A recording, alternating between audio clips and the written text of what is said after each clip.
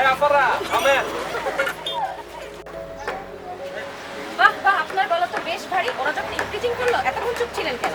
Teaching করবে না, আপনাদের যে পোশাক আশাক দেখলেই তো মাথা খারাপ হয়ে যায়। কেন ভাই, মাথা খারাপ হয়ে যায় কেন? আমরা কি পোশাক ছাড়া আছি?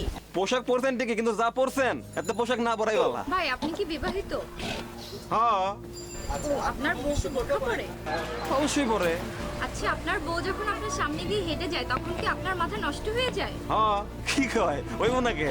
তাইলে আপনার বউ বোরখা পরা সত্ত্বেও আপনার মাথা নষ্ট হয়, আবার আমাদের পোশাক দেখেও মাথা নষ্ট হয়। তাহলে সমস্যাটা কার, আপনাদের না পোশাকের? আচ্ছা 7-8 বছরের একটা মেয়েও কি বোরখা পরবে? না না না, এ পরবো কি লেগে? আচ্ছা তাহলে তাকে কেন ধর্ষণ করে আপনাদের মতো পুরুষরা?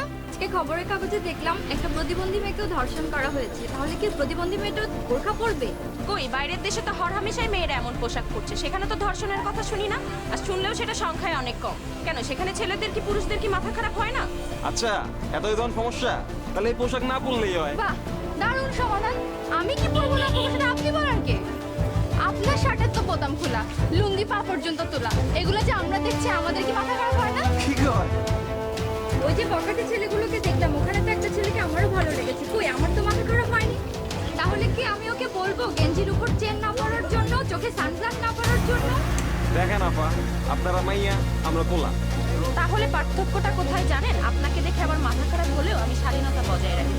আপনার স্বাধীনতাটাকে আমি প্রাধান্য দিই, কিন্তু আপনারা আমাদের স্বাধীনতাটাকে বাধা দেন আর অযথা মাতব্বাড়ি করতে পারেন না বলে ওদের মতো বখাটেদেরকে প্রশ্রয় দেন।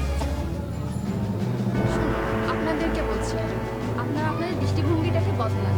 মেয়েদেরকে দমিয়ে রাখার চিন্তাটা এবার ছাড়ুন। কারণ আমরা যদি আধুনিক না হই, আপনাদের মতন পুরুষকে আমরা যারা মেয়েরা গর্বে ধারণ করবো, তারা তাদের একজন বর্বর, অসভ্য, লম্পট হয়ে জন্মগ্রহণ করবে।